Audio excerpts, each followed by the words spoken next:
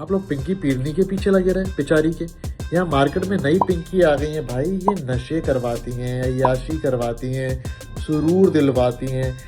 ये cocaine queen है, ये खुद कोकेन बनाती हैं और खुद उसको बेचती भी हैं। इनका पूरा नेटवर्क है भाई।